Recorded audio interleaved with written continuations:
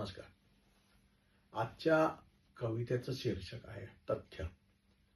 याच्यासाठी जरा पार्श्वभूमी समजून घेणं आवश्यक आहे की आपल्या सृष्टीमध्ये ज्या अनेक वस्तू आहेत त्याच्यामध्ये प्रकाश ही एकमेव असो गोष्ट आहे जी अविनाशी आहे, नाशवंत नाही.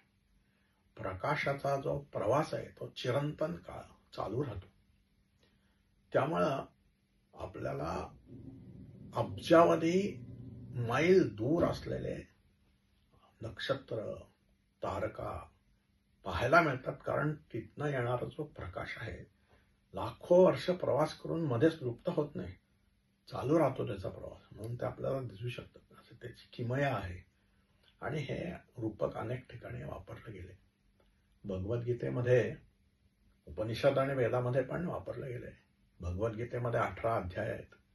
पैकी दुसरा अध्याय हा सर्वात महत्त्वाचा समजला जातो, पण वेदांताच्या दृष्टिकोनातनं 13वा अध्याय जो आहे तो देखील महत्त्वाचा आहे.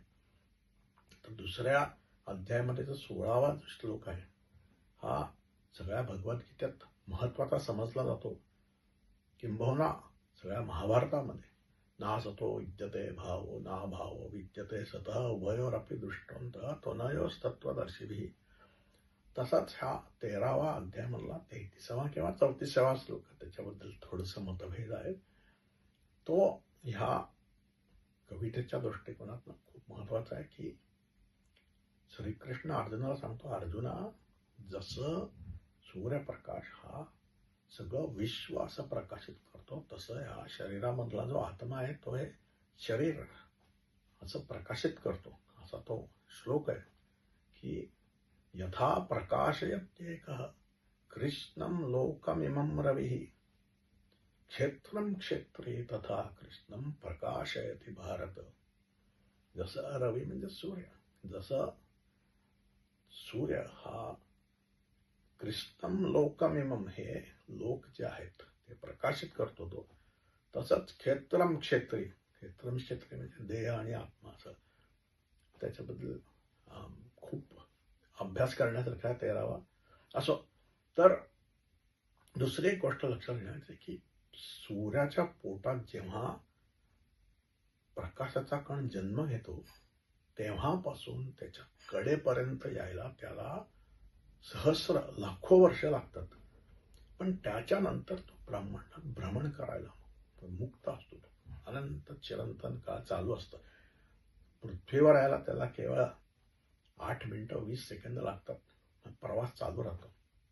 तर अशी ही कविता आहे तथ्य. असा उजेडाचा एक कण रवीतून सांडला, असा उजेडाचा एक कण रवीतून सांडला, अन अचाट वेगाने तो सुसाट सुटला, अन अचाट वेगाने तो सुसाट सुटला. त्यानं मनी असा निर्धार बांधिला, थांबणार ना मी आता कुठल्याच क्षणाला, थांबणार ना मी आता कुठल्याच क्षणाला. तो असा लख चकाकीत चांदण्यात, तो असा लख चकाकीत चांदण्यात. प्रकाशाचं वैशिष्ट्य असं की तो भले सूर्यामध्ये असू दे, अजून नक्षत्रात असू दे, पणतीमध्ये असू दे, आपल्या घरी कुठल्या ट्यूबलाईटमध्ये असू दे, किंवा अगदी कसं तरी एक तिरीप म्हणून येतो तो असू दे, तोच असतो प्रकाश.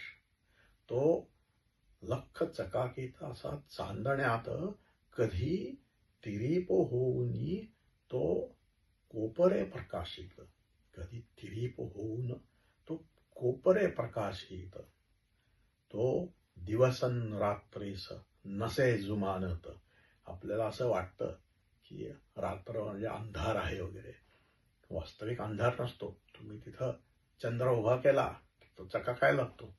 आपल्या आता आर्टेमिस 2 हे कालच त्याचं उड्डाण झालं, त्याच्या क्रूनी दाखवलं की पृथ्वी जर सूर्याच्या ह्याच्यात उभी राहिली तर सूर्य पृथ्वी देखील चंद्रासारखी चकाकत होती, ती निळी असते. असं तो रात्रंदिवस नसे जुमानत, जाईल तेथे तो दुनिया उजळीत. जाईल तिथे तो दुनिया उजळीत. असाच चैतन्याचा प्रकाश, असाच चैतन्याचा प्रकाश लख चकाकीत, असाच चैतन्याचा प्रकाश लख चकाकीत, करी अनंत प्रवास अगम्य अपरिचित.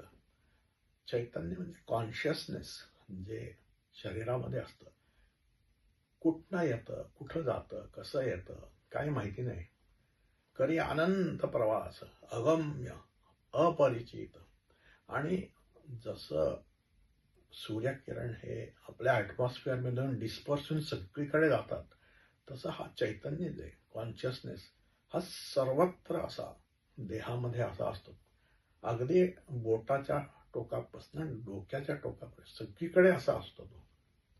असा विरघळून सर्वत्र सर्व स्पर्श करीत, असा विरघळून सर्वत्र सर्व स्पर्श करीत, अन अद्भुत हा देह करीत असे जिवंत, अन अद्भुत हा देह करीत असे जिवंत.